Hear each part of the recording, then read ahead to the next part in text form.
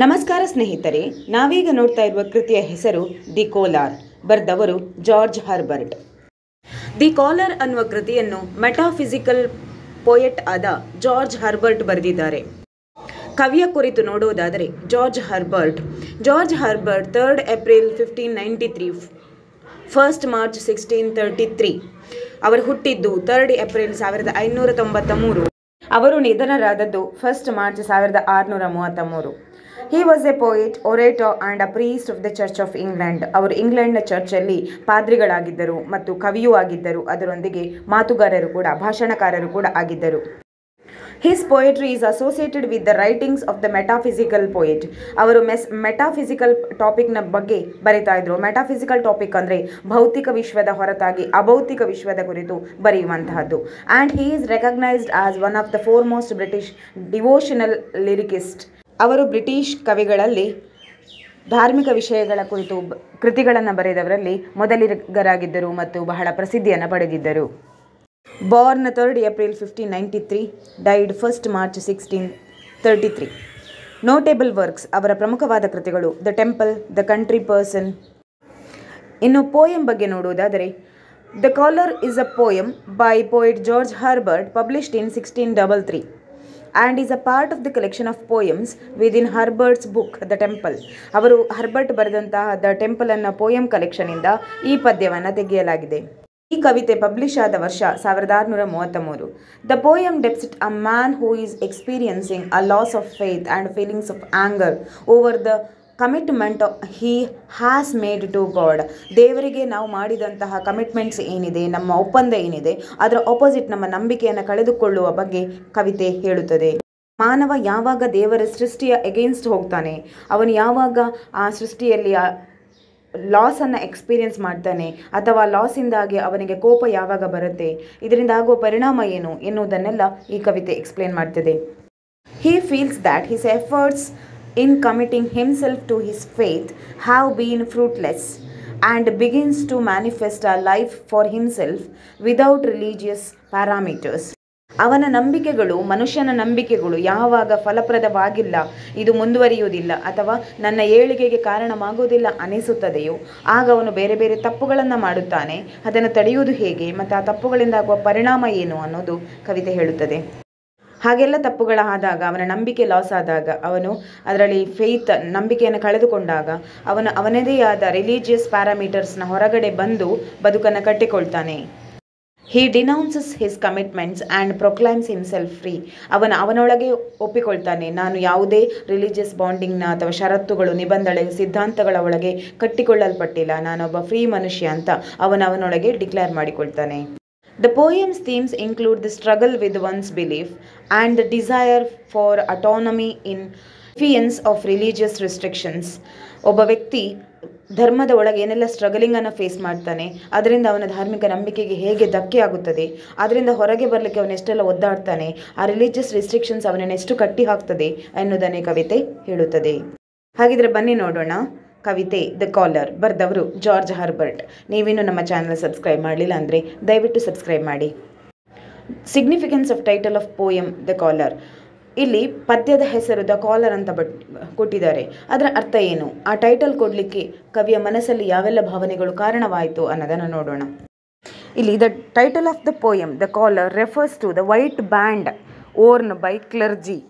ಅಂದರೆ ಕ್ಲರ್ಜಿ ಮ್ಯಾನ್ಗಳು, ಪುರೋಹಿತರು ಅಥವಾ ಪ್ರೀಸ್ಟ್ ವರ್ಗದವರು ಹಾಕಿಕೊಳ್ಳುವಂಥ ಒಂದು ಕೋಟ್ ಇದೆಯಲ್ಲ, ಅದರ ಕುತ್ತಿಗೆಯಲ್ಲಿರುವಂಥ ವೈಟ್ ಕಾಲರನ್ನು ಇದು ಸಿಗ್ನಿಫೈ ಮಾಡುತ್ತೆ, ಐಡೆಂಟಿಫೈ ಮಾಡುತ್ತೆ. ಕ್ಲರ್ಜಿಗಳು, ಪುರೋಹಿತರು ಅಥವಾ ನೋಬೆಲ್ ಮ್ಯಾನ್ ಅಂತ ಹೇಳುವವರು ಈ ಥರ ಒಂದು ಬ್ಲ್ಯಾಕ್ ಕೋಟ್ ಹಾಕಿ ಅದರಲ್ಲಿ ವೈಟ್ ಕಾಲರ್ ಇರುವಂತಹ ಬಟ್ಟೆಯನ್ನು ಧರಿಸ್ತಾರೆ.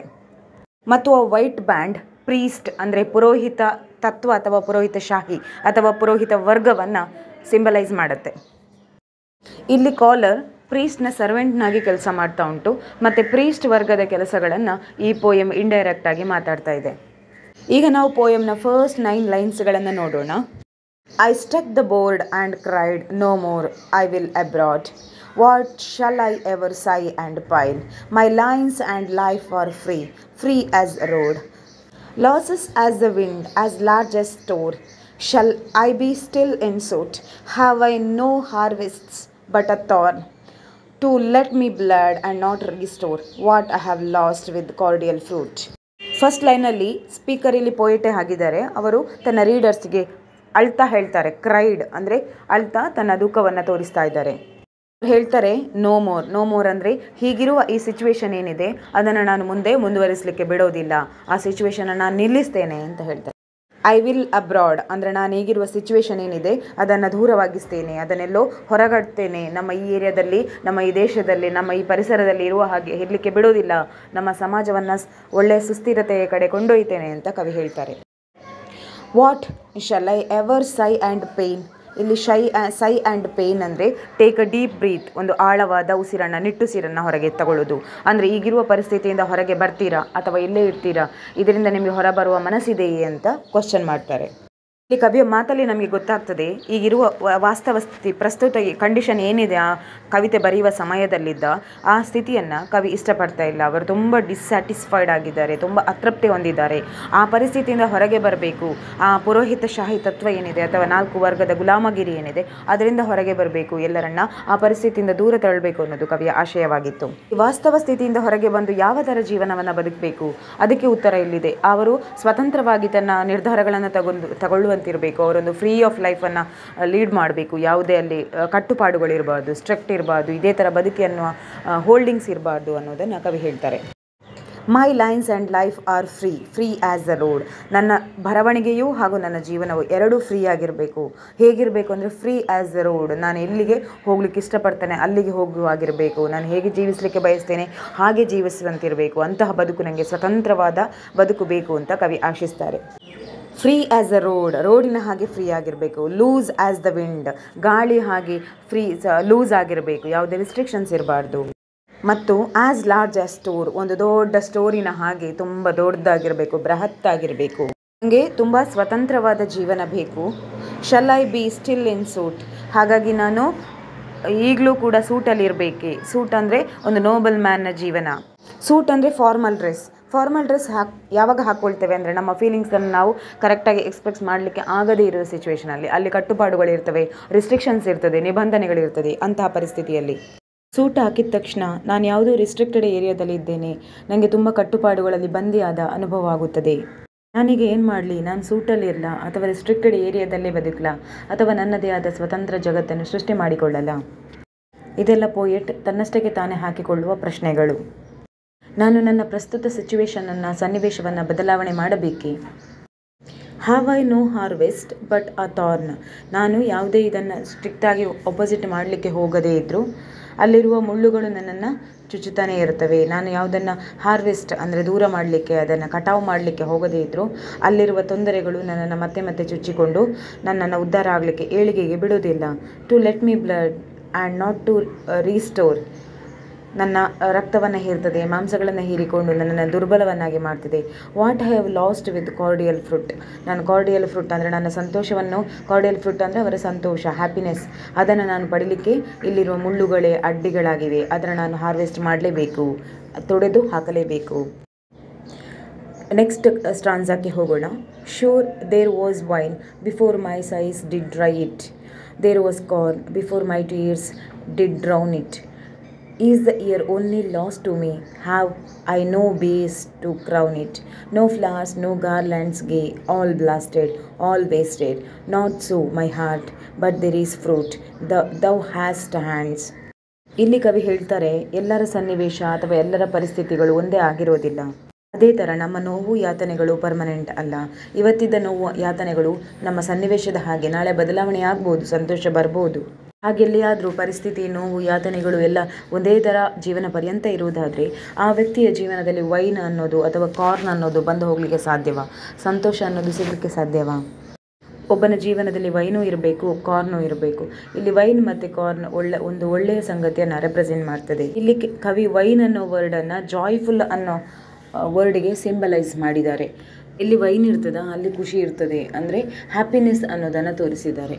ಹಾಗೆ ಕಾರ್ನ್ ಅನ್ನೋದನ್ನು ಫುಡ್ ಅನ್ನೋದನ್ನು ಸಿಂಬಲೈಸ್ ಮಾಡಿದ್ದಾರೆ. ಕಾರ್ನ್ ಅಂದರೆ food. There was corn before my tears did drown it. ನನ್ನ ಕಣ್ಣಿನ ಹನಿ ಕೆಳಗೆ ಬಿದ್ದು ಹೋಗುವ ಮೊದಲು ಕಾರ್ನ್ ಅಂದರೆ ನನ್ನ ಹೊಟ್ಟೆಗೆ ಆಹಾರ ಸೇರುತ್ತದೆ. ಮುಂದುವರಿತ ಕವಿ ಹೇಳ್ತಾರೆ, have I no bays to crown it. ನನ್ನ ಮುಂದುವರಿಯುವ ಜೀವನದಲ್ಲಿ ನಾನು ಅದನ್ನು ಪಡಿತೇನಾ? Is the year only lost to me. ನನ್ನ ಮುಂಬರುವ ವರ್ಷಗಳು ಸಂತೋಷಕರವಾಗಿರ್ತದ? ನಾನು ಆ ಕೀರ್ತಿಯ ಯಶಸ್ಸನ್ನು ಪಡಿತೇನಾ ಅನ್ನೋದು ಕ್ವಶನ್ ಮಾಡ್ತಾರೆ. ಇಲ್ಲಿ ಯಾವುದೇ ಫ್ಲಾರ್ ಇಲ್ಲ, ಯಾವುದೇ ಹೂ ಮಾಲೆಗಳಿಲ್ಲ. ಎಲ್ಲವೂ ಬ್ಲಾಸ್ಟ್ ಆಗಿದೆ, ಎಲ್ಲವೂ ವೇಸ್ಟ್ ಆಗಿದೆ. ಏನೂ ಇಲ್ಲದಿದ್ದರೂ, ಎಲ್ಲವೂ ನಾಶ ಆಗಿದ್ರು ನನ್ನ ಮನಸ್ಸಲ್ಲಿ ಇನ್ನೊಂದು ಅಭಿಲಾಷೆ ಇದೆ, ಆಶೆ ಇದೆ, ಒಂದು ಥರದ ಹಣ್ಣು ಇದೆ. ಅಂದರೆ ಇನ್ನೇನೋ ನೋಡಬೇಕು ಅನ್ನುವ ಹಂಬಲ ಇದೆ. Not so my heart but there is a fruit. ಇನ್ನೂ ನಾನು ಪ್ರತಿಫಲವನ್ನು ನಿರೀಕ್ಷೆ ಮಾಡ್ತಾ ಇದ್ದೇನೆ. And thou hast hands recover all the sigh blown age on double pleasures. Leave the cold disputes of what is fit and not. Forsake the cage, the rope of sands, which petty thoughts have made to thee. Good cable to enforce and draw, and be the law.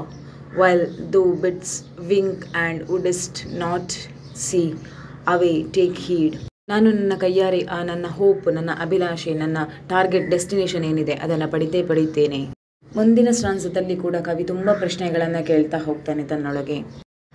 ಮೊದಲನೇದಾಗಿ ತನ್ನ past ಭೂತಕಾಲದಲ್ಲಿ ನಡೆದಂತಹ ಸಂತೋಷಕರವಾದ ಘಟನೆಗಳನ್ನು, ಸನ್ನಿವೇಶಗಳನ್ನು recall ಮಾಡ್ತಾರೆ.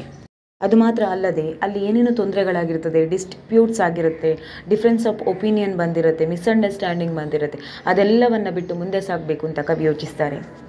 ಕವಿ ಹೇಳ್ತಾರೆ, ನಾನು ಈಗಾಗಲೇ ತುಂಬ ಸಮಯವನ್ನು ವ್ಯರ್ಥವಾಗಿ ಕಳೆದಿದ್ದೇನೆ.